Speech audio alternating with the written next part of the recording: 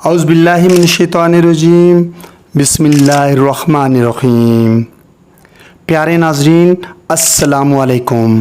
ناظرین پاک Islamic style channel دیکھنے کا بہت بہت شکریہ۔ ناظرین پرانے وقتوں کی بات ہے، بغداد شریف کا ایک گاؤں تھا۔ گاؤں بہت ہی سرسبز و شاداب تھا، ہر طرف ہریالی ہی ہریالی تھی۔ وہاں پر جتنی بھی زرعی زمین اور باغات تھے ان کے مالک ہندو تھے۔ دولت زیادہ ہونے کی وجہ سے بہت زیادہ مغرور تھے۔ ان سب کو اپنی دولت پر بہت گھمنڈ تھا۔ اس گاؤں میں ہندوؤں کی تعداد بہت زیادہ تھی، ان کے بدلے میں مسلمانوں کی تعداد بہت ہی کم تھی۔ اس پورے گاؤں کا سردار ایک ہندو پنڈت تھا۔ اس پنڈت کی ایک بہت ہی خوبصورت بیٹی تھی جس سے وہ بے پناہ پیار کرتا تھا۔ پنڈت کی بیٹی بہت ہی گھمنڈی اور مغرور تھی، اس کے ساتھ ساتھ انا پرست بھی تھی۔ گاؤں کے اندر ایک سائیڈ پر مسلمانوں کے گھر تھے، وہ تمام مسلمان بہت غریب تھے۔ وہ ان ہندوؤں کے باغات اور کھیتوں میں کام کر کے اپنے گھر کے اخراجات پورے کرتے تھے۔ غریب ہونا جرم ہے۔ ہندو ان تمام غریب مسلمانوں پر ظلم و ستم کرتے تھے، ان کے ساتھ جانوروں جیسا سلوک کیا جاتا تھا۔ پنڈت کی مغرور بیٹی کالے علم کی ماہر تھی، اپنے کالے جادو کے تجربات ان مسلمانوں پر کیا کرتی تھی، چھوٹی چھوٹی غلطیوں پر دردناک سزائیں دیا کرتی تھی اور مسلمانوں کو جادو کے زور پر بتوں کی پوجا کرنے پر مجبور کرتی تھی۔ جب اس پنڈت کی بیٹی کا ظلم حد سے بڑھ گیا تو گاؤں کے ایک مسلمان بزرگ نے اللہ تعالیٰ کی بارگاہ میں فریاد کی کہ یا رب العالمین، ہم چند نام نہاد مسلمان جو یہاں پر رہ گئے ہیں ان کو بچانے کے لیے کوئی مسیحا بھیج دو۔ اس پنڈت کی بیٹی نے ہمارا جینا حرام کر دیا ہے، ہم غریب اور نادار ہیں، ہمارا رہنمائی کرنے والا کوئی نہیں۔ یا رب وہ مسیحا طاقتور ہو جو ہمیں اس پنڈت کی بیٹی سے نجات دلا دے۔ یہ عورت یہاں کے تمام مسلمانوں کو مار دے گی، یہاں پر کوئی اللہ کا نام لینے والا نہیں بچے گا۔ اس بزرگ کی دعا رنگ لائی۔ خدا کا کرنا ایسا ہوا کہ اگلے دن ہندو پنڈت اپنے دوستوں کے ساتھ جنگل سے گزر رہا تھا کہ عجیب و غریب واقعہ پیش آ گیا۔ اسے اچانک کہیں سے زہریلا سانپ آیا اور اسے ڈس لیا، اور سانپ کے کاٹتے ہی پنڈت زمین پر گر پڑا اور بے ہوش ہو گیا۔ پنڈت کے دوست پریشان ہو گئے اور اسے فوراً اٹھا کر گھر لے آئے۔ ایسے ہی اس کی بیٹی کو معلوم ہوا کہ اس کے باپ کو سانپ نے ڈس لیا ہے، اس نے فوراً حکیم کو بلوایا۔ حکیم نے بڑی کوشش کی مگر پنڈت کی طبیعت خراب سے خراب ہوتی جا رہی تھی۔ ادھر سے ایک اللہ والے بزرگ ہوا، رش کو دیکھ کر اس نے وجہ پوچھی کہ کیا وجہ ہے، یہاں پر اتنے لوگ کیوں جمع ہوئے ہیں؟ پوچھنے پر لوگوں نے بتایا کہ ہمارے سردار کو سانپ نے کاٹ لیا ہے، بہت سارے حکیم بلوائے ہیں پر وہ آرام نہیں آیا۔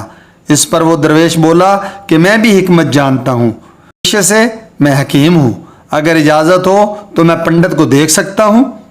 درویش کی بات سنتے ہی سب لوگ ہنسنے لگے۔ پھٹے پرانے کپڑے میں شکل سے حکیم نہیں لگتے، تم کیا علاج کرو گے؟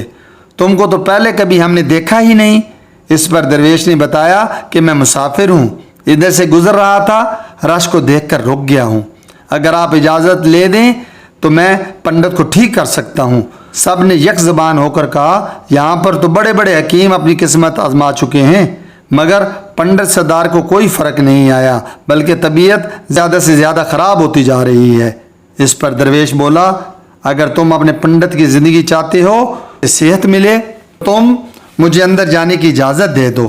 اس پر ایک شخص بولا ٹھہرو، میں اندر سے پوچھ کر آتا ہوں۔ وہ شخص اندر چلا گیا اور پنڈت کی بیٹی سے کہنے لگا باہر ایک غریب سا شخص پھٹے پرانے کپڑوں میں آیا ہے اور کہتا ہے کہ میں حکیم ہوں اور آپ کے والد کو ٹھیک کر سکتا ہوں۔ اس پر پنڈت کی بیٹی نے اجازت دے دی کہ اسے اندر آنے دو، شاید میرے والد کو آرام آ جائے۔ تو درویش کو اندر جانے کی اجازت مل گئی۔ جیسے ہی درویش کمرے میں داخل ہوا تو پنڈت درد سے تڑپ رہا تھا، اس کی ٹانگ نیلی ہو چکی تھی۔ درویش حکیم پنڈت کے قریب گیا اور پنڈت کی ٹانگ جہاں سے سانپ نے کاٹا تھا تھوک دیا اور درویش تھوکتے ہی باہر بھاگ گیا۔ یہ منظر پنڈت کی بیٹی دیکھ رہی تھی، اس پر اس کو بہت غصہ آیا کہ علاج کرنے کی بجائے میرے باپ کی ٹانگ پر تھوک گیا ہے۔ اس لڑکی نے غصے سے نوکر کو بلایا اور کہا اس حکیم کو پکڑ کر لے آؤ تاکہ اس گستاخی پر اس سے جادو کے زور سے جانور بنا دوں، مگر جانے سے پہلے میرے والد کی ٹانگ کی تھوک صاف کرتے جاؤ۔ جیسے ہی وہ شخص اس پنڈت کی ہوا تو دیکھ کر حیران ہو گیا، تھوک والا حصہ ٹھیک ہو چکا ہے۔ اس نے تھوک کو پوری ٹانگ پر ملنا شروع کر دیا تو تھوڑی دیر کے بعد ٹانگ بالکل ٹھیک ہو گئی اور پنڈت کو ہوش آ گیا، اٹھ کر بیٹھ گیا اور پوچھا کہ میرا علاج کس نے کیا ہے تاکہ اسے انعام و کرام دے سکوں۔ اس پر پنڈت کی بیٹی نے اس حکیم درویش کی ساری بات بتا دی کہ اس نے کیا کیا کیا ہے اور پھر بھاگ گیا ہے۔ اس پر پنڈت ناراض ہوا کہ وہ مسیحا ہے، اس نے میری جان بچائی ہے، جاؤ اسے تلاش کر کے لے آؤ تاکہ میں اسے انعام و کرام دے سکوں، وہ ہمارا محسن ہے۔ تو درویش حکیم کی تلاش شروع کر دی، ہر کسی سے معلوم کیا مگر درویش کا اتا پتہ نہ ملا۔ آخر لوگوں نے جنگل کی طرف رخ کیا تو درویش ایک درخت کے نیچے عبادت میں مشغول تھا۔ وہ سب دیکھ کر حیران ہو گئے، یہ تو مسلمان ہے۔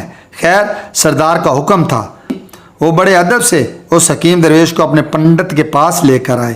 پنڈت اس درویش کو ملنے باہر آ گیا اور آتے ہی اس نے درویش سے معافی طلب کی کہ میرے آدمیوں نے آپ سے بدتمیزی کی ہے، معاف کر دیجئے۔ درویش خاموش رہا۔ پھر پنڈت بولا کہ تم نے میری زندگی بچائی ہے، اس کا تمہیں انعام و کرام دینا چاہتا ہوں۔ یہ عالیشان گھر اور ابھی نسل کا گھوڑا آپ کو تحفے میں دیتا ہوں۔ اس پر درویش بولا اس گھوڑے اور مکان کا اکیلے میں کیا کروں گا؟ اس پر ہندو پنڈت نے کہا کہ ان کی دیکھ بھال کے لیے آپ کو نوکر چاکر دوں گا جو آپ کا خیال رکھیں گے۔ اس پر درویش بولا کہ اتنے بڑے مکان میں اکیلے کیسے رہوں گا؟ اس پر پنڈت سمجھ گیا کہ درویش کو کہنا کیا چاہتا ہے۔ اس نے اپنی بیٹی کی طرف اشارہ کرتے ہوئے کہا میں تیری شادی اس سے کرا دیتا ہوں مگر میری ایک شرط ہے۔ درویش بولا کہ کون سی شرط؟ اس پر پنڈت بولا کہ تمہیں اپنا مذہب چھوڑنا ہوگا، ہمارے مذہب پر چلنا ہوگا۔ درویش کو غصہ آ گیا اور بولا کہ تم مسلمانوں پر ظلم ڈھا رہے ہو، میں انہیں بچانے آیا ہوں، تم کہتے ہو کہ مذہب چھوڑ دوں؟ جس رب نے مجھے پیدا کیا ہے، مجھے اس قابل بنایا ہے، اس کی عبادت چھوڑ دوں؟ ان چند ٹکوں کے مکان اور گھوڑے کی خاطر چاہیے مجھے سب کچھ۔ ہندو پنڈت آگ بگولا ہو گیا اور بولا کہ اے درویش اب تو بچ کر نہیں جا سکتا، میری بیٹی تجھے اپنے علم سے جانور بنا دے گی۔ تو درویش نے کہا کہ وہ نادار اور غریب لوگوں کو جانور بناتے ہوئے آئی ہے، اس میں ہمت ہے تو مجھے جانور بنا کر دکھائے۔ پر ہندو پنڈت کی بیٹی کچھ کرتی، درویش نے اشارہ کیا اور پنڈت کی بیٹی ایک چھپکلی میں تبدیل ہو گئی اور اگلے ہی پل وہ درویش کی طرف بڑھی کہ اس پر اپنا زہر پھینک سکوں، مگر درویش نے پھر کچھ پڑھ کر اس کی طرف اشارہ کیا تو اسے آگ لگ گئی۔ اب وہ پنڈت کی بیٹی جلنے لگی۔ یہ منظر دیکھ کر پنڈت درویش کے قدموں میں گر گیا اور معافی مانگنے لگا کہ میری بیٹی ایک ہی ہے، اسے بخش دو، میں وعدہ کرتا ہوں کہ آئندہ کے بعد مسلمانوں کو تنگ نہیں کروں گا۔ اس پر درویش نے اشارہ کیا تو اس کی بیٹی فوراً ٹھیک ہو گئی مگر اس کا آدھا چہرہ جل کر سیاہ ہو چکا تھا۔ اس نے معافی مانگی اور آئندہ سے مسلمانوں کو تنگ نہ کرنے کا وعدہ کیا اور باپ بیٹی مسلمان ہو گئے۔ پنڈت کی بیٹی کی شادی اس درویش سے ہو گئی اور وہ سب ہنسی خوشی رہنے لگے۔ ناظرین، آپ نے بزرگوں سے یہ کہانیاں سنی ہوں گی، کیا آپ نے یہ کہانی سنی ہے؟ کمنٹس میں ضرور بتائیے گا۔ میرے چینل کو سبسکرائب اور لائک کے ساتھ ساتھ شیئر ضرور کیجیے گا تاکہ مجھے آگے بڑھنے کا موقع مل سکے۔ اس کے ساتھ ساتھ اجازت چاہوں گا، اللہ تعالیٰ آپ تمام کا حامی و ناصر ہو۔ اللہ حافظ۔